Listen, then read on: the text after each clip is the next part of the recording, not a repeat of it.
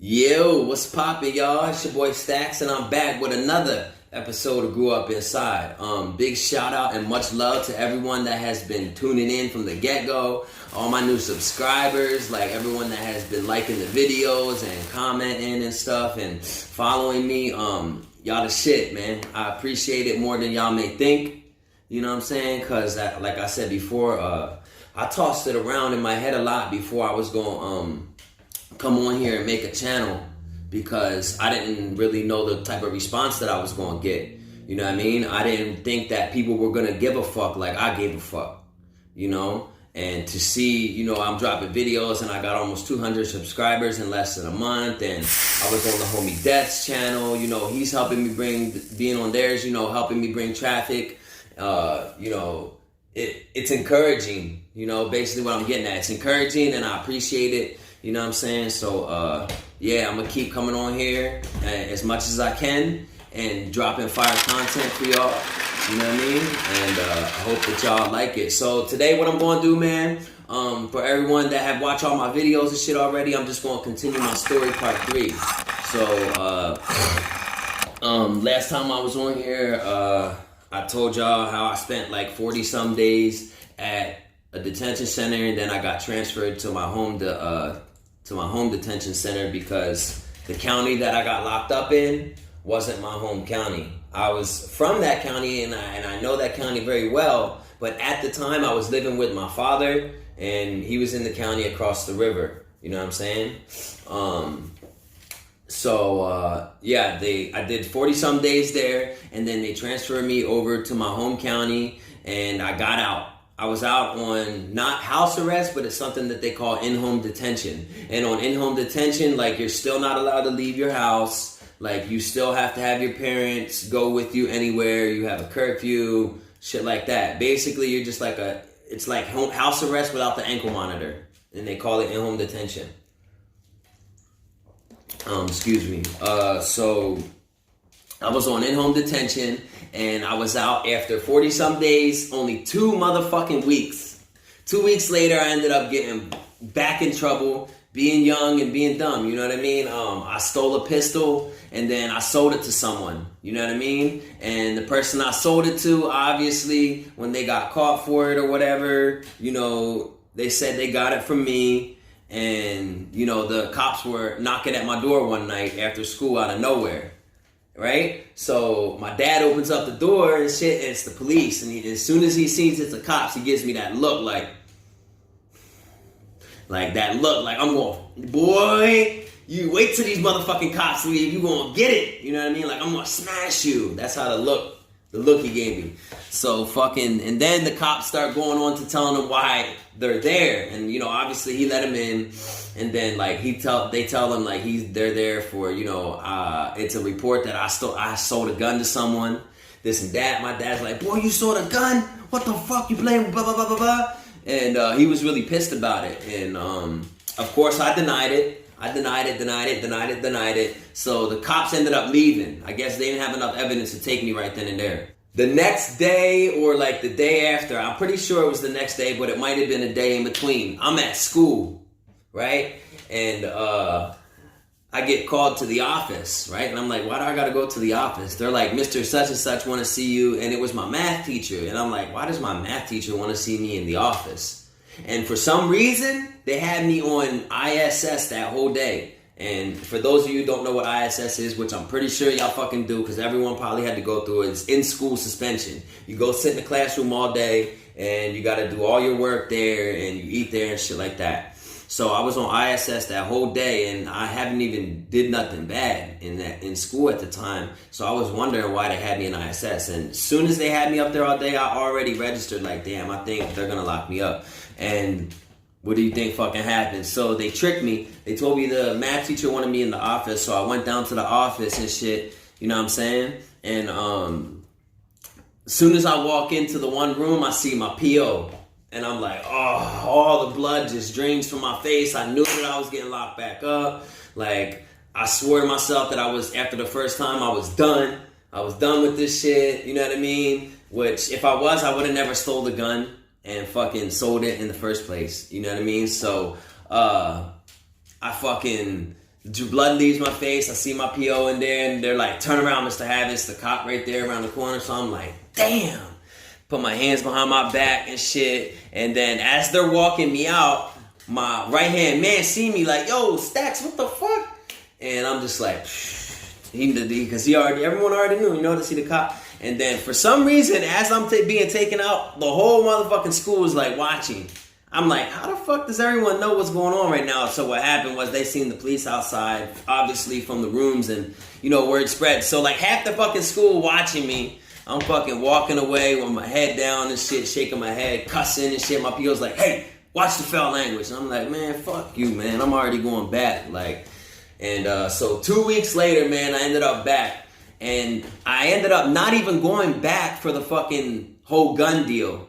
I went back because I left my house when I wasn't supposed to. Remember, I said I was on in-home detention. I wasn't supposed to leave without my parents. Yeah, so the cop, once the police notified my PO knew he fucking violated me because he knew I left my house to steal the gun and to sell the gun, obviously without my dad's permission, and my dad didn't go with me to do that. You know what I mean? So that's what happened, man. My PO came and got me and fucking violated me for the fucking leaving my house. So I went back for that. And I ended up sitting for about 6 or 7 months that time. And it was just a few months in Barnes Hall, and then 4 months I spent in boot camp. I have a lot of crazy stories that I'm going to talk about. I can't just get into all of it right now because it's just too much. You know what I mean? But I have a few videos up about it already so far. I have the marching cadence one, and then I have the restraints turned deadly. So don't worry, the link for my playlist is gonna be in the comments and shit like that. So y'all can go and check them out. So did 40 some days, got out for 2 weeks, ended up going back. Did some time in Barnes Hall, then I went to boot camp for 4 months, and it was actually 122 days to be specific. Came home. I was home for about a month. And I ended up fucking with my best friend. I fucking stole a car. It was actually a truck. It was my stepdad's truck. My mom was married to this dude at the time, and she still is today. Fuck him, because he basically turned my mother against me and shit like that. And I hated him. All of her kids hate this nigga, and we don't fuck with him. So long story short, I stole this car a month after getting out, and he didn't even want me at their house. Like, because he already knew that I was bad, and my mom ended up letting me there anyway. So it was actually kind of a slap in her face too, because like she was putting her neck out there for me to be at her house, and then I went and fucking stole her husband's truck. You know what I mean? So I fucking get into the truck to steal it, and I put the key in and turn it over, not to start it, just to turn the electronics and whatnot on, and then I threw it in neutral. And where they lived at was kind of on a slant of a hill in the town, so I fucking drifted the car all the way down the street, then stopped, turned it on, alright? So at the time, mind you, I barely ever fucking know how to drive. You know what I mean? I know how to drive because when I was like 10 years old, my uncle taught me how to fucking drive. You know what I mean? And by this time, I was probably like 15 or something like that. And I was actually like 15. Because I just got done doing my boot camp. So I learned how to drive when I was like 9, 10 years old. My uncle took me to this spot in town. It's underneath a bridge and shit. And it's like, they call it the bunny trails. You know what I'm saying? Everyone from the town calls it the bunny trails. So we were down there, and he actually sat me on a fucking 12-pack of Budweiser so that way I could see over top of the steering wheel to drive. And I'm down there doing donuts and fucking just hard ripping ass, 10 years old driving a fucking, he had a green Chevy Cavalier, an automatic joint and shit. So that's actually where I learned how to drive at when I was 10. So when I stole the truck, I knew how to drive, and I have driven a couple of times in between there. So, but I didn't know a lot about cars, basically is what I'm getting at. You know what I mean? So I called my boy on my cell phone. I'm like, how do I turn the headlights on? So he tells me, And so it's, you know how it's a little knob on the left. He had like a Toyota Tacoma or something like that. So I turned it, but I didn't turn it all the way. I thought one click was good. So I drive all the way to the other end of town in a stolen truck that I just took from my stepdad with only the fog lights on the bottom. Only the fog lights on. So I ended up making it. And then when he gets in, he's like, yo, you don't even have the right lights on. And then he showed me. So we start joyriding. I remember at one point we ended up in Marietta and I was flooring the fucking truck in reverse. Flooring it for about a good 5 seconds. And then without even hitting the brake or anything, taking it straight from reverse and slamming it into drive. And smoke the tires. One point I remember just hitting mailboxes as I'm going down the side of the road, just smashing through mailboxes. And then my homie the whole time's like, yo, he's like bugging the fuck out because I'm doing all this crazy ass shit, you know. And I think he was like 18 at the time. I forget but exactly how old he was, but I know he was like 17, 18. So if we got caught, he was gonna end up going to the county, you know what I mean? So I'm getting to it, to how we got caught. So we're doing that, and we didn't get caught. We got the fuck out of there, smashing mailboxes and shit on the way back down over the mountain.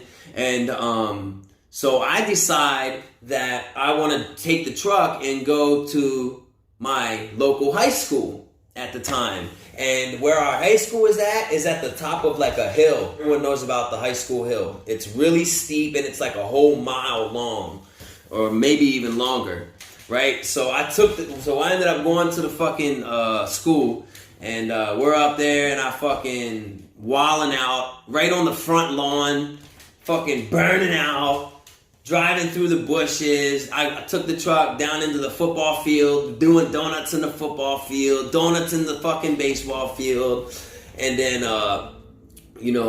the road comes up the hill, makes to the left, and goes around the back of the high school and comes back down like that, and then you go down the backside, you know what I mean?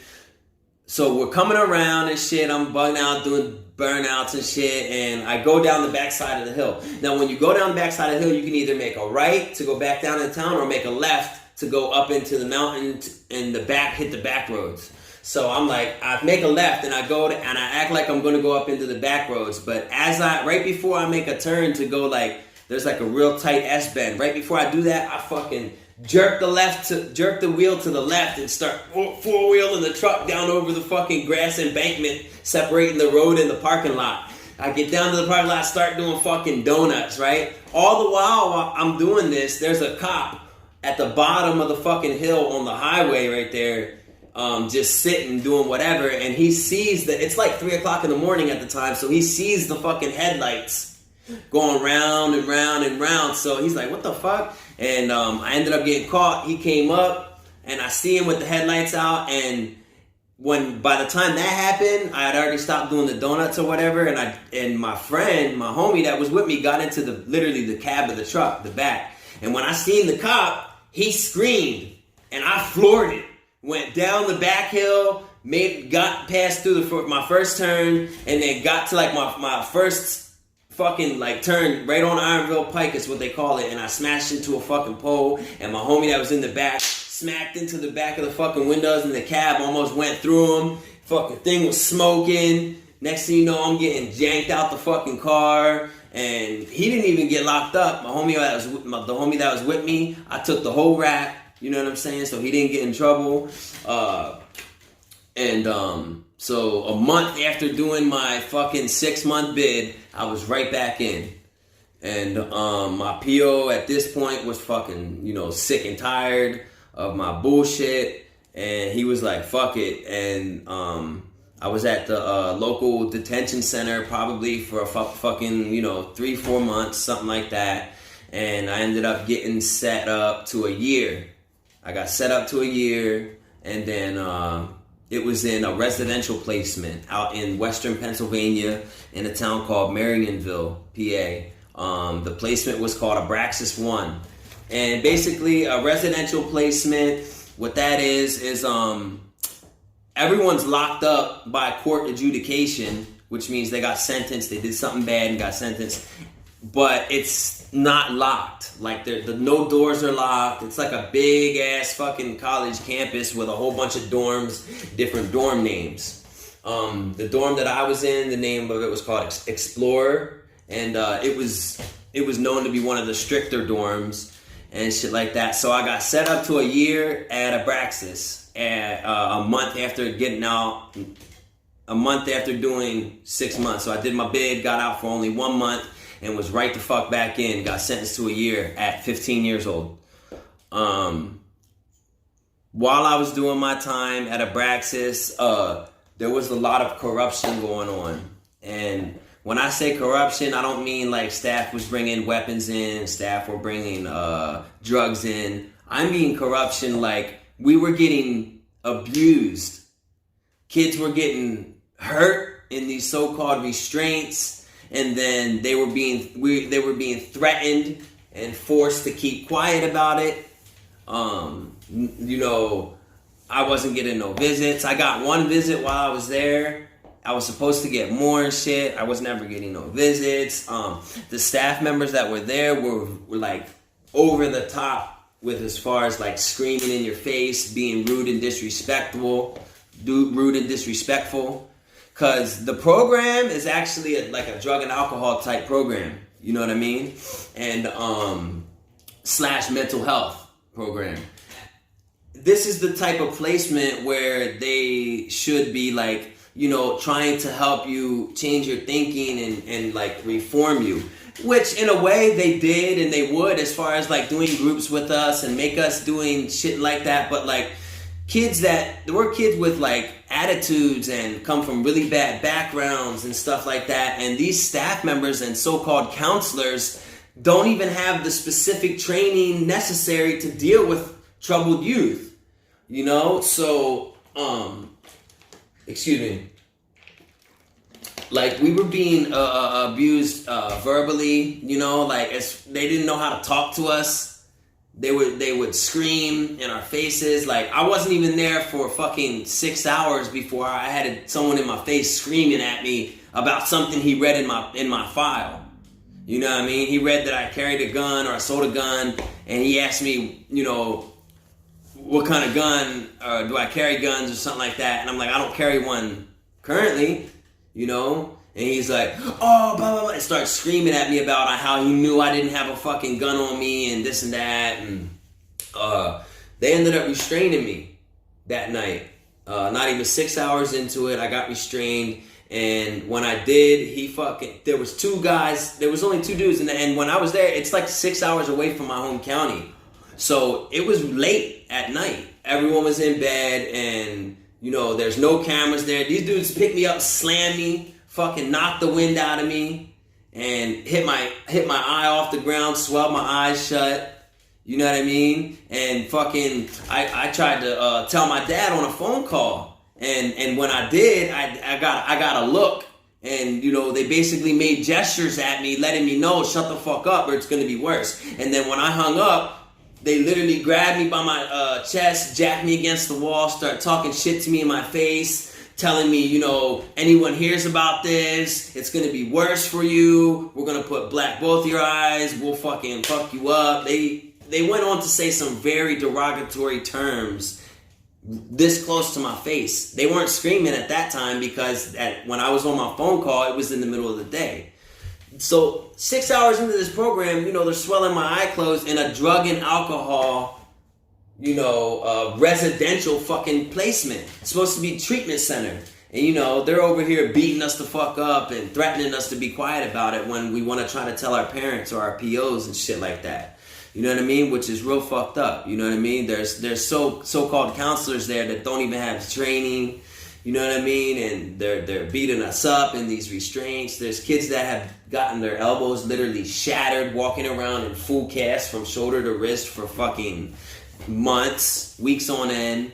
You know, there was reports of kids that were getting molested and touched by their counselors.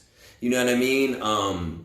My roommate, because in every room there's either 2 or 3 people. So in one of my rooms, I had a roommate. It was only 2 of us in there, and he told me his counselor was touching him. He told me, so I wrote home to tell my dad about it, right? My dad never fucking mentioned it to me. See, what they did was, before we send our letters out, we weren't allowed to lick them closed. They said that we could hide contraband in there. So you know what they were doing, reading our letters. When they seen that, they probably ripped it up. And when I come back on here to continue my story, I'm going to tell you how I woke up getting choked because of that letter that I wrote to my dad. Big shout out to everyone that has been fucking with me, tuning in, hitting like, commenting. Like, the support means a lot to me. It makes me want to come on here and keep putting up videos for y'all. Like, for real, I could sit here and talk for hours on end about my story, but I want to break it up into like 20-minute intervals and shit. You know, so stay tuned for part 4. Don't forget to like and subscribe if you fuck with the content, you know what I mean? And the little notification bell, so that way every time I put a video up, you guys will get messages and shit like that, and you'll get to see it first. You know what I'm saying? So yeah, till next time. Yerrro.